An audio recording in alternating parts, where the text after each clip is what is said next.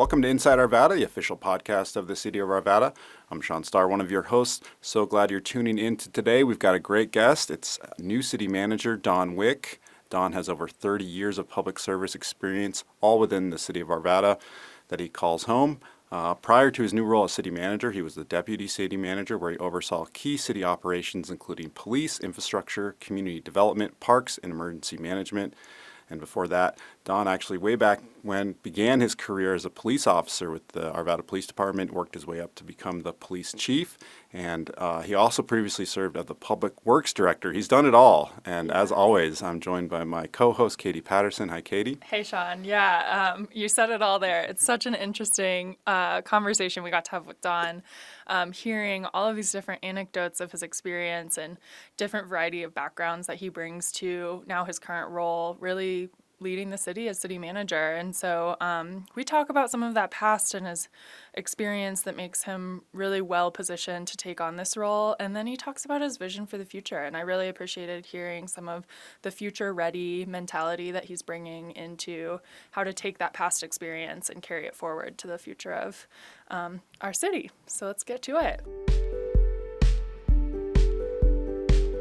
Hi, Don. Thanks so much for being here today. Well, hello. Thank you for having me. So to start us off, just tell us a little bit about yourself and what you do here at the city. Sure. So without going too far back in history, I grew up in Loveland, Colorado.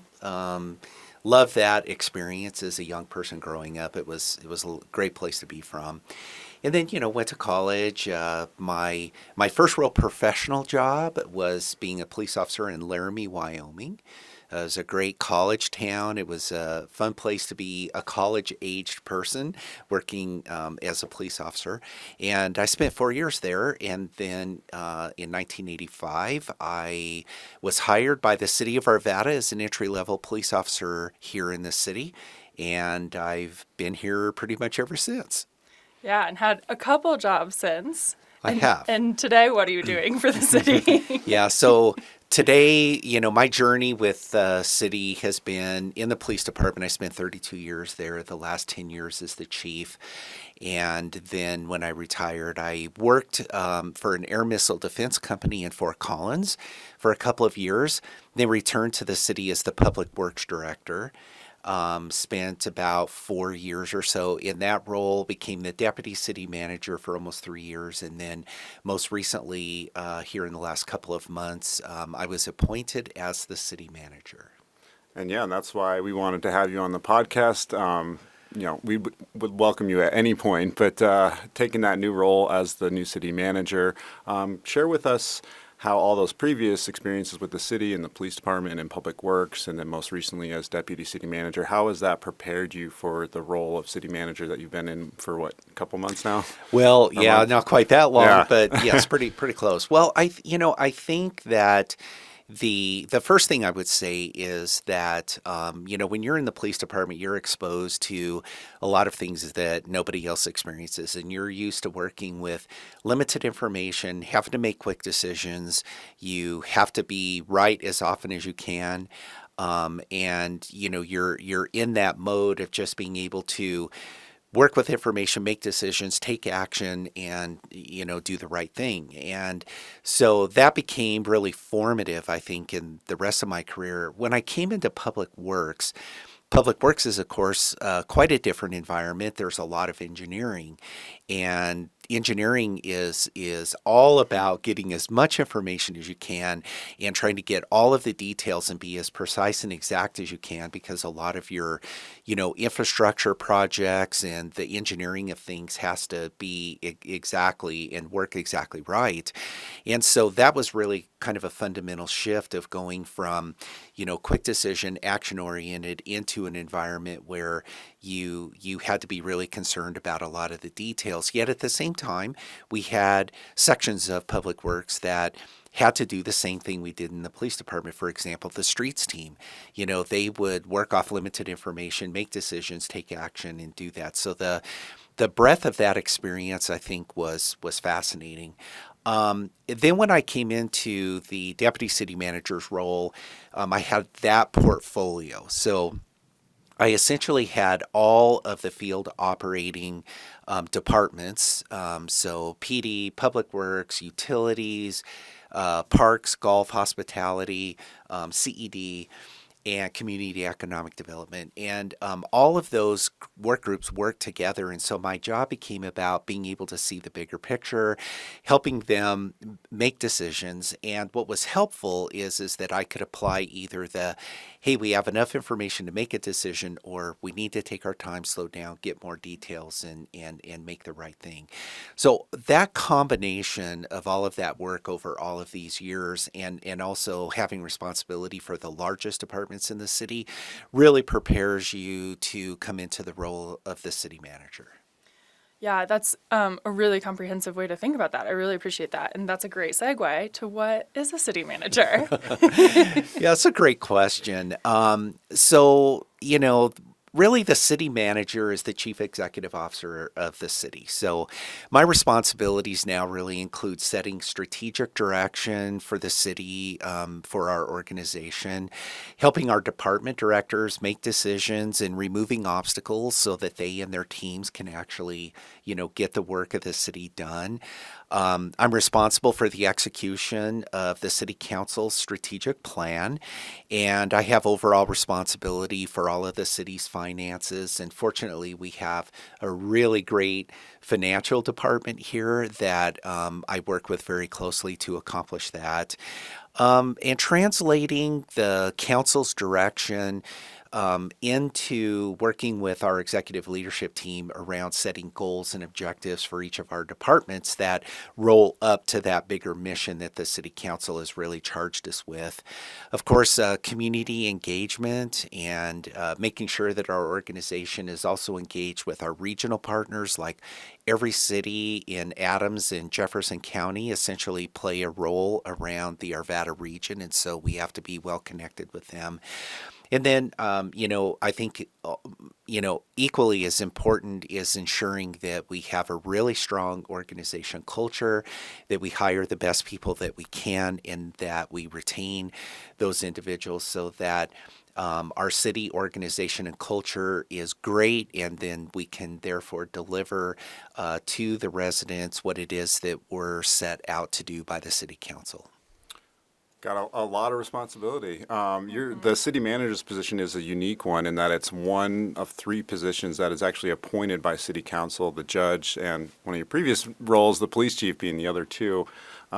Curious to learn how the city manager works with city council and some of the priorities that they hear from the community, and then translates that to the staff and as you mentioned, the director level staff at the city. What does that look like in terms of getting what council wants, and then kind of meeting with city staff and directors and what they have going on?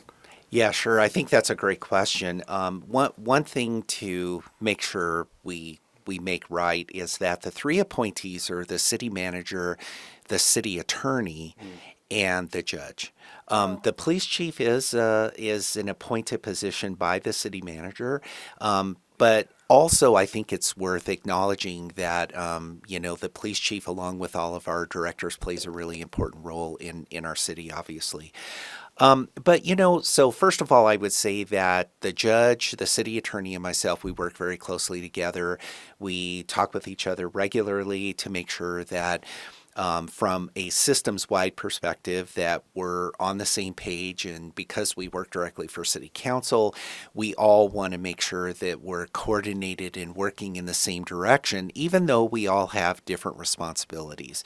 I have the executive level, the judge has judicial, and to some extent our city attorney sort of, works on both of those sides and helps the judge, helps me while doing really important legal work. But really what it comes down to for us is that we hold a city council strategic retreat every year where we get their strategic goals and objectives, what they want the city team to accomplish. And then the three appointees really take the time to translate that into an understanding that our directors can turn that into their department goals and objectives that work toward meeting the overall strategic goals of the city council. And then each department director will work with their management teams and their staff team members to develop department goals and objectives that then they work on over the course of the year. And then we all, report back to each other and make sure that we're in alignment, with the city's strategic results. And through the course of working up and down our hierarchy, we can just really ensure that our daily work objectives are strategically aligned with the city council goals and results. I think I'm putting you on the spot a little with this one, but I'm thinking like an example might be a little helpful here because we're really talking about a lot of really high level. I think sometimes hard for a regular person. We're all regular people, but for someone who doesn't work for the city to understand. And I was thinking maybe something transportation related, like Ralston Road and 72nd would be an example of like that came out of past council strategic planning that the city manager and our capital improvement planning work kind of brought those projects to fruition. Is that maybe a good example of something that has that through line? Yeah, sure. We could use, I think the Ralston Road project is a really good one. So, in this case, there was an objective to improve Ralston Road, to make it safe for motorists, to make it safe for pedestrians and bicyclists and, everybody that would use that section of roadway. If you remember the road prior to construction, the sidewalks were super narrow. I mean, you couldn't even walk side by side, and it felt really uncomfortable and dangerous, and the lanes were narrow and, a lot of those issues. So the city council, had this as a strategic result, which was to improve that portion of the infrastructure. Then our residents actually became engaged with it when, through a bond initiative, our voters approved the money through bonding in order to provide the funding for the city to be able to build not only Ralston Road, but 72nd Avenue, as you mentioned. So, you take those couple of things, those are the kind of high-level, lofty objectives, that strategic objective that the city council has. But then once the direction is given and the money is in place, in this case the bonding, then that's when our city team really kicks in and, we say, okay, we've got this overall objective to build the road. What do we need to do? That leads to, engineering and design work and, making all of the plans and all of the details that it takes to actually build that road. And we get all of that work done. We go out and bid for a contractor. The contractor comes in, and the most visible thing that probably our residents see are the construction workers out there tearing up the road, causing delays, Right. putting in all the new infrastructure. And it seems like a lot of that work just takes forever because that's the reality. That's sort of the rubber hits the road sort of thing. And so you can see where we took this strategic level down to like earthwork being performed. And then, over the course of a couple of years, you end up with this beautiful section of road on Ralston Road where you have wider lanes, wider sidewalks. It's all of the development that's going around there. Everything feels safer as a result. And that's a tangible outcome from a strategic idea that began many years before that. Yeah, thanks. I think that's just a helpful one small example, big example, in that it was an expensive project, but of how that kind of flows through. And so now I'm going to take us back high level. But for you, what do you see as your vision stepping into this role, and how do you see yourself as someone leading Arvada? Yeah, well, we mentioned earlier there's a lot of responsibility associated with this job, and I think besides the city council strategic plan, which I'm responsible for executing, I am really interested in creating a future-ready Arvada. So we're moving into the future. We have a lot of things that's going on, but there's a lot of things we need to do to really get there. And, we're primed with a really great city team that can actually deliver and execute on this. And so what I mean by the future ready is that how do we build out infrastructure that's going to meet the future needs of Arvada? We really have to begin that work today in order to be ready for that future. And we have been doing that for a long time. But we also have a lot of old infrastructure that's in the ground or on the surface of the ground that we need to upgrade and repair. So, how do we fix that infrastructure or build new infrastructure to get it ready for the future? We have to, it's as unfortunate it is, cybersecurity is a significant issue, and all of our city network, every city department relies on our network in order to operate and do the things we need to deliver for this city. We cannot afford our network to be down, and cybersecurity is a constant threat. A lot of people may not realize that the city comes under attack from bad actors on a regular basis, and so our IT team is on top of that. So how do we improve upon that so that we have those secure networks in place so that we don't go down or we don't become subject of ransom or something like that? Strong community engagement is really important. I mean, the work that we do is for the residents of our community. So how do we stay engaged with them and get their feedback and their opinions of things? Another key thing I think is how do we use our financial resources as a strategic investment? So, instead of looking at everything as like a line item budget or something along that line where it's very strict sort of accounting, how do we take the whole financial resource that we have and leverage that in a way that gets the most important things done so that we can deliver on projects? And so thinking strategically about how we use our budget is really key to developing our future. Improving our systems and processes is always going to be an ongoing, but it also helps set us up for that future that we need to attain. And finally, I think a real important thing is the city team's ability to execute on the strategic plans that have been set forth by the council, which represents our residents, of course, in the city, but for us to be able to execute and deliver on those things. And then kind of maybe more like short term, what do you see as some of the like priorities that we should be focusing on right now? Maybe what are some of the opportunities? What are some of the challenges? I'm sure our listeners are very well aware. It's a great place to live, but it's not without some challenges. Yeah, for sure. I think everyone is aware that homelessness is a significant issue, not just for Arvada, but for our region, and then really it persists throughout the country. If you visit any other cities, you will definitely see visible homeless. Some cities are much worse in that issue than we are. But homelessness remains a very active issue for many of our community members. Affordable housing, it's very expensive to live here. And so what actions can the city council continue to take? They've taken a lot of steps to bring affordable housing into our community, but that's going to remain an issue going forward, especially as prices continue to increase and it becomes more challenging for even some of our own team members to be able to not only work here but live here as well. Fixing our streets is a big one. That is a piece that the city has continuously worked on for a long time. Replacing streets is really expensive, and it sounds easy to say, I want my street repaved, but some of them you can do surface treatment on, others you have to completely reconstruct, and the costs of those streets are significant, but it's a priority for sure for the city.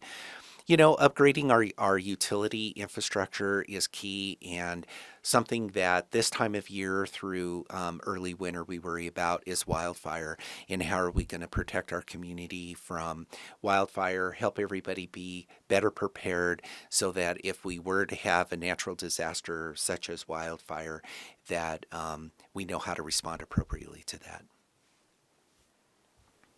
We're getting closer to the lightning round, but as we kind of wrap up or get toward the end of the interview, we like to ask all our guests the opportunity to clear up some misconceptions or some questions you frequently get about the work that you do. So what are some things that you want to clear up about being a city manager? Well, I would say two things. One is that there's a couple of different forms of local government. One is a strong mayor, which is like what you see in Denver. So in a lot of respects, a strong mayor operates as the mayor, but also if you want to kind of blend in the work that the city manager does to the strong mayor sort of does both of those jobs. And then the rest of the council and the department heads, of course, are appointed by the strong mayor. Then there's the council manager form of government, which is what we have here, where we've got our 7 council members, and then they hire a professional team to actually run and manage the city. And that's how we are aligned here, is under a council manager form of government. So while our elected officials certainly play an important key role in the city, they rely upon the professional staff to carry out that work. The second thing I would say is that there's often this misconception that I'm going to call the city manager and get something done. But the reality is that it's really our city teams that actually perform that work. And if people call the department that is responsible for getting something done, fortunately, our city team is very responsive and would make things happen. And so I think a misconception there is that if I call the top, I'm going to get it done. But the reality is that I work through our team in order to get things accomplished. Yeah, I think that's a really good one. And our team does their best to be, I think, quick and responsive, like you mentioned. And some things just take more time than other things. Yeah. So not everything has an easy fix, but filling a pothole sure does. So Yes. So before we go to the lightning round, because you have had such a long career in Arvada, and we've gotten a chance to hear some more about that as we've worked with you over these last few years, we would love if there's any fun or unique story about Arvada that you would be willing to share with our listeners. Well, certainly working in the police department for all of those years generates a lot of very interesting stories. Some are probably best saved for another place. But I'll just tell you one real quick that always sticks out in my mind. So when I was a young patrol officer, myself and one of my partner officers got a call of what's called a civil assist, and that's usually to go stand by while people are removing property from maybe a breakup or a relationship problem or something. And that was the case in this situation. I also happened to have my now wife with me. She was riding along with me that day. It was a Sunday. We thought that it'd be pretty quiet. Anyway, we went to this civil assist, and I was, of course, parked down the street. My now wife was observing what was going on. And the person that we contacted was armed with a handgun, and he produced that firearm and shoved it into the chest of my partner who I was with. And that ended up resulting in essentially a hand-to-hand combat for several minutes while we tried to disarm this person and try to keep ourselves as well as the people who were involved in this call safe.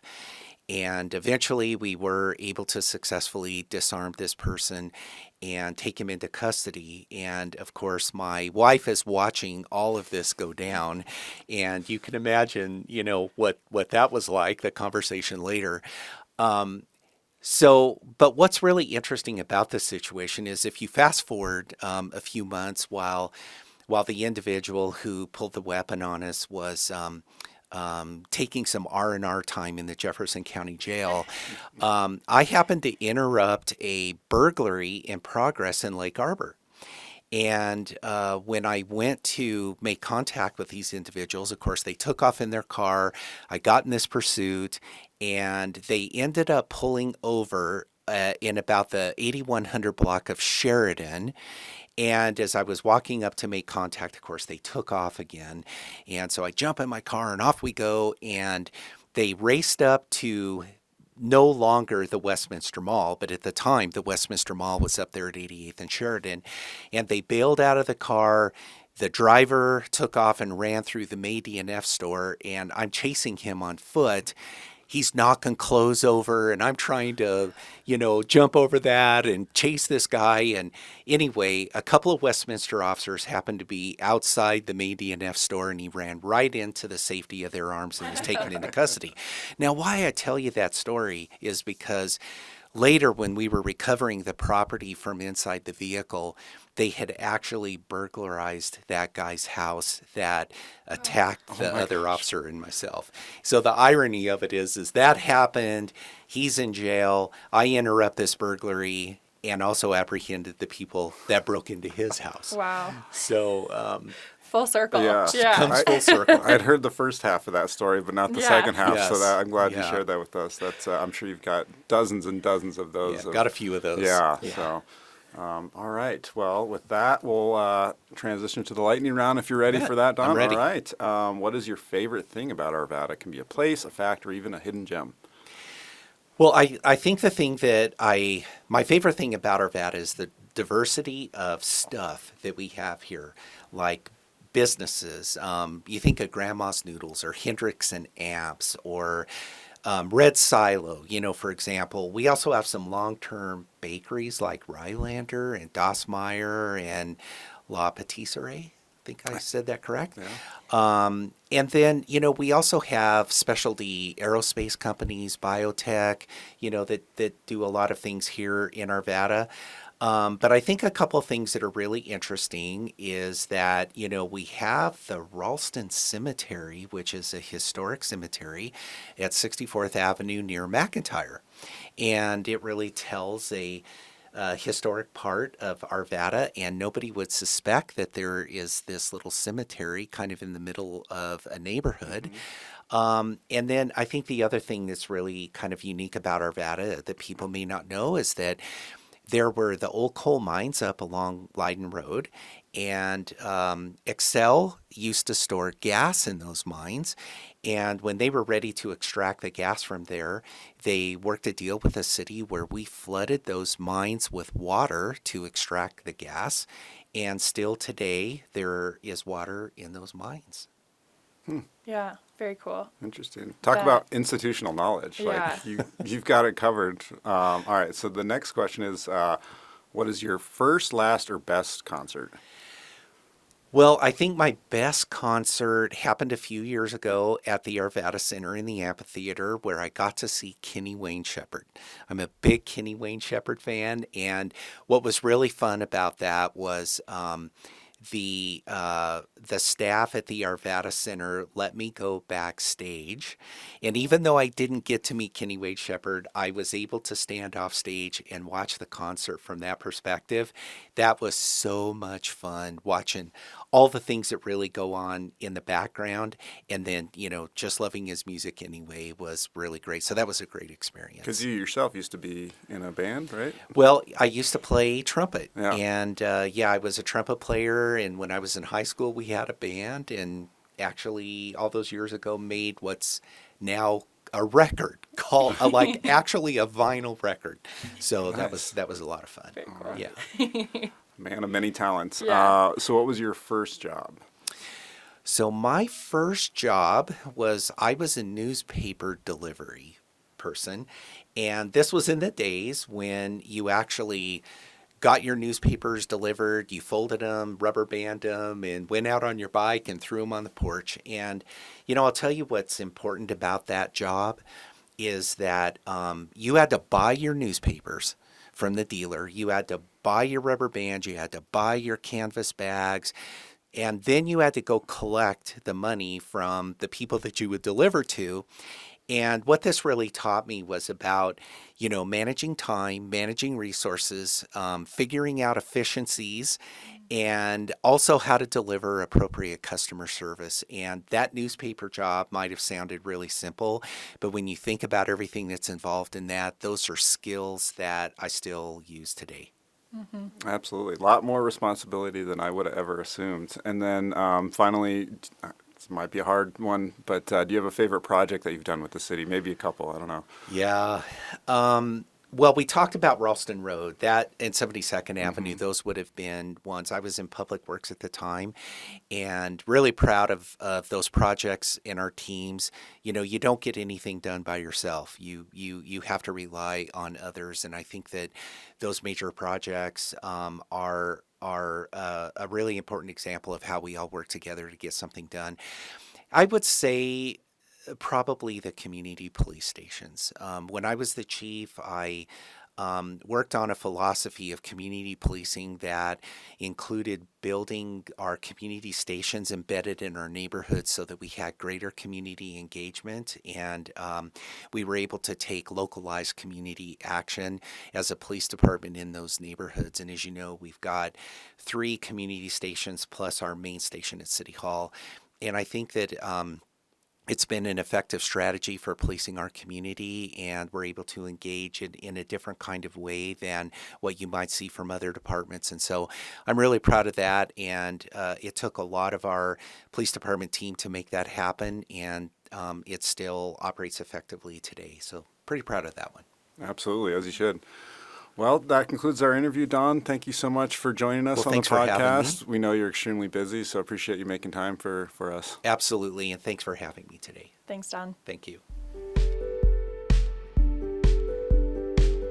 Before we let you go, as a reminder, we love hearing from our listeners. You can stay in touch by texting us. There's a link at the top of each episode. You can also reach out via email at podcast@arvada.org. We really like hearing from our listeners, hear about what they enjoy, what they like to hear more of, maybe even episode ideas and more. Some upcoming events we have is the 4th of July fireworks coming up on Friday, July 4th. Fireworks begin around 9:15 p.m. at Stenger Sports Complex. Be sure to follow us on social media and subscribe to our newsletter for any weather-related updates. And you can visit arvadaco.gov/fireworks for more information about that event. But before that, we have our first Movies Around Town event of the summer on Friday, June 27th at Memorial Park, where we'll be showing a free showing of the movie The Goonies at Memorial Park. We also have our People's Choice movie poll up now as well, and you can vote which movie you want to see on our final Movies Around Town event on August 29th at Clear Creek Valley Park.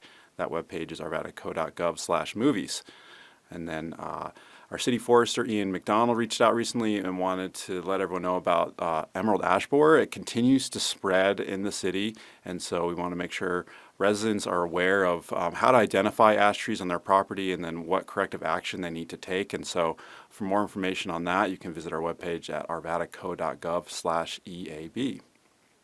Yeah, and then back in May, a little over a month ago now, Arvada Fire and the city hosted some community meetings about Arvada's Community Wildfire Protection Plan. This is a plan that the city and the fire department have been coordinating on for quite some time now. And so there's a lot of information in the recording from that meeting, and that's available on YouTube. And then the fire department's really leading that effort, and so there's more information on their website about that we will link to. And additionally, we had Sam Rogers back on episode 29 about the Ralston Creek improvements near the Croak Canal out near Westwoods Golf Course. And with all of the rain we got in May and June, they did have some construction delays. And so the trail they were hoping to get it reopened by June, but that got delayed and pushed back until sometime in July. And last but not least, this is the last week to take the water quality survey that closes at the end of the month. And so community feedback is really helping that team ensure we can continue to deliver high quality, reliable, and transparent water services. And so it's just a 5-10 minute survey, and we'll link to that in the show notes. And thank you again so much to our guest today, new city manager Don Wick. Be sure to listen to our next episode. We'll have Parks Manager Steve Gustafson on. And as always, today's episode was recorded and edited by Arvada Media Services.